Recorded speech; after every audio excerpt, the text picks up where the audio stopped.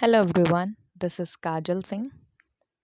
So welcome back to my channel and आज से हम लोग हिस्ट्री स्टार्ट करने जा रहे हैं for those students who just want to make their knowledge a next level and who just want to make their base for competition, who are competitive aspirants, and those students who have ancient history in their syllabus.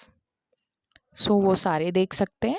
And second one, being a student, being a teacher, being a citizen of our country, I think we should know about our heritage, our culture, our history. अगर मैं एक line बोलूँ कि हमारी defence ने इतना budget लगाया है हमारे फोर्सेस पे, अगर मैं ये बोलूँ कि हमारी डिफेंस वॉर स्ट्रेटजी इम्प्रूव करती है, हम इतने सारे missiles, cruise missile, ballistic missiles, इतनी सारी चीज़ें हमने इम्प्रूव की हैं. हमारे पास न्यूक्लियर बॉम्ब नहीं था, हमने न्यूक्लियर बॉम्ब बनाया. इतने सारे हमने ऑपरेशंस मतलब सक्सेसफुली अचीव किया है. ऑपरेशन पोलो, स्माइलिंग बुद्धा, शक्ति, सफ़ेद सागर, कैक्टस, इतनी सारी चीज़ें हमने की है. हमें कैसे पता चलेगा कि हमने ये सारी चीज़ें इम्प्रूव की हैं जब हमें पता ही नहीं है कि पहले क्या था हमारे पास. हमें पता ही नहीं है पहले वॉर स्ट्रेटजीज क्या होती थी, हमारे राजा क्या गलतियां करते थे. अकॉर्डिंग टू मी हमें पता होना चाहिए. लोग कहते हैं हिस्ट्री पढ़ के कोई फ़ायदा नहीं. डेफिनेटली हिस्ट्री पढ़ के फ़ायदा है. एक तो आपको सेंसिटिविटी पता चलती है कि हम कहाँ से कहाँ आ गए. हमें वैल्यू पता चलती है कि जो चीज़ अभी हमारे पास है वो कितनी वैल्यूबल है. बिना हिस्ट्री के हमें ये सारी बातें नहीं पता चल सकती. हमारे ग्रैंड पेरेंट्स हमें बताते हैं उनके टाइम के बारे में, तो हम फील कर पाते हैं कि हम ब्लेस्ड हैं कि हमारे पास टेक्नोलॉजी है, इवन लाइट्स हैं, इतनी इक्विपमेंट्स, इतनी सारी चीज़ें अवेलेबल हैं आज के टाइम पे. ये सारी चीज़ें हम तब फील कर पाते हैं जब हमें पता चलती है कि पीछे के टाइम पे कोई चीज़ नहीं थी. सो डेफिनेटली हिस्ट्री जानना बहुत ज़रूरी है, और आज के जनरेशन के लिए तो डेफिनेटली. बट फ़िलहाल अगर हम एग्ज़ाम्स की बात करें तो ये उन बच्चों के लिए टारगेटेड है जो बनाना चाहते हैं अपना बेस. एशियंट हिस्ट्री वैसे इतनी ज़्यादा मतलब इंटरेस्टिंग नहीं होती है बच्चों के लिए, बट फिर भी आई विल ट्राई माई बेस्ट. और जो भी चीज़ें हम थ्योरी में नहीं कंप्लीट करेंगे उसको हम MCQ या वन लाइनर में कंप्लीट कर लेंगे. और इस वीडियो की आप स्पीड भी बढ़ा सकते हो अगर आपने पहले ये चीज़ें पढ़ रखी हैं, आपको सिर्फ रिवीजन के लिए चाहिए, या जो मुझसे पहली बार पढ़ रहे हैं, या वैसे भी बहुत सारे स्टूडेंट्स हैं जो पढ़ चुके हैं ऑफलाइन क्लासेस में डेफिनेटली इन स्कूल. तो उनके लिए तो बहुत इजी है, उनको पता है मेरा तरीका क्या है, मैं कौन सी टर्मिनोलॉजी यूज़ करूँगी, तो उन्हें बहुत अच्छे से पता है. बट फिर भी अगर आप चाहें तो आप इसका स्पीड इंक्रीज़ कर सकते हैं. एक क्यूरोसिटी वाले हो गए, दूसरे टारगेटेड स्टूडेंट्स हो गए सिक्स्थ क्लास जिनमें एशियंट हिस्ट्री होती है, because history is very selective. Sixth class में हमें एशियंट पढ़नी पड़ती है, मिडेवल हमने पढ़नी पड़ती है सेवन्थ में, एट्थ में मॉडर्न आ जाती है, फिर नाइन्थ से आपकी वर्ल्ड हिस्ट्री, ऐसे ऐसे करके हमें अलग अलग टाइम पे अलग अलग उसमें पढ़नी पड़ती है history. But for a competition अगर आप में एशियंट हिस्ट्री आती है, एशियंट हिस्ट्री से वैसे ज़्यादा क्वेश्चंस तो नहीं आते, बट एग्जामिनर का कुछ नहीं कहा जा सकता, वो कभी कभी मॉडर्न हिस्ट्री को कम करके एशियंट हिस्ट्री ज़्यादा कर देता है. तो इट्स अप टू देम, इसमें हम कुछ नहीं कर सकते. But definitely I will try make it interesting, believe me. So मैं इतना बस अश्योर कर सकती हूँ. और so let's get back to our work. So हम स्टार्ट कर रहे हैं. And welcome back, this is Kajal Singh. And first video हमारी इंट्रोडक्शन की है, हम क्या क्या पढ़ने वाले हैं. मैं पहले इंट्रोड्यूस कर दे रही हूँ सारी चीज़ें, उसके बाद हम बहुत ही छोटी छोटी वीडियोस अपलोड करेंगे जिससे आपको काफ़ी आसानी होगी पढ़ने में. ठीक है, तो सबसे पहले हम क्या पढ़ने जा रहे हैं, आपका ओवरव्यू. ठीक है, ओवरव्यू हम पढ़ेंगे, और ये किन के लिए है? आप कोई भी एग्ज़ाम अगर आप चाहते हैं कि आप कवर कर सकते हैं या बेस बनाना चाहते हैं, तो उसके लिए, गवर्नमेंट एग्ज़ाम्स के लिए, वन डे एग्ज़ाम्स जो हमारे होते हैं, आप उनके लिए इसको प्रेफर कर सकते हैं।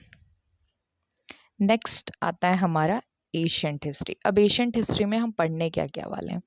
पहले तो हम palaeolithic age, mesolithic, neolithic ages हमें पढ़ने वाले हैं।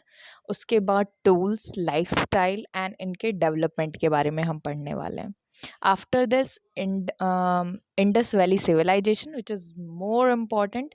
अगर हम एशियंट हिस्ट्री के नाम पे कुछ जानते हैं तो वो इंडस वैली सिविलाइजेशन है।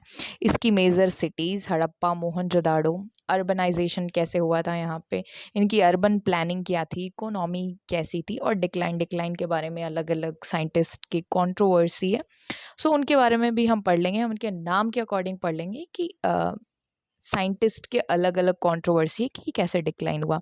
आफ्टर देन वैदिक एज, अर्ली एंड लेटर वैदिक एज, इनके social structure, polity and religion के बारे में हम पढ़ेंगे। हम कैसे आए हैं, हम कैसे अलग अलग क्लासेस में डिवाइड हुए हैं, ये सारी चीज़ें हम इसके अंदर पढ़ेंगे। उसके बाद Mahajanapadas, Mauryan empire, rise of kingdom Magadha, Chandragupta Maurya, Ashoka's administration and dhammas, जिनको हम धर्म भी कहते हैं, जो कि अशोका ने अपनाया था बुद्धिज्म को अपना के। इन्होंने कैसे कैसे क्या क्या किया, हम इनके बारे में पढ़ेंगे। After then Gupta period, golden age भी हम जिसको कहते हैं, इनके आर्ट, लिटरेचर, साइंस और इनका डिक्लाइन कैसे हुआ, हम इनके बारे में पढ़ेंगे। उसके बाद हम पढ़ेंगे अदर डायनेस्टीज, और भी डायनेस्टीज आई थी इस टाइम पे, जो कि हैं आपकी Satavahanas, Kushans, Cholas, Pallavas and their contribution. Okay, I hope हम ये सारी चीज़ें बहुत अच्छे से कवर करेंगे, because I will take a very selective topic, not a very long video. I will upload a very short videos and don't worry, मैं दोनों में कवर करूँगी। टर्म कैसे भी हो सकते हैं, हिंदी एंड इंग्लिश, बट समझ में आपको डेफिनेटली आएगा। I will make that easy for you.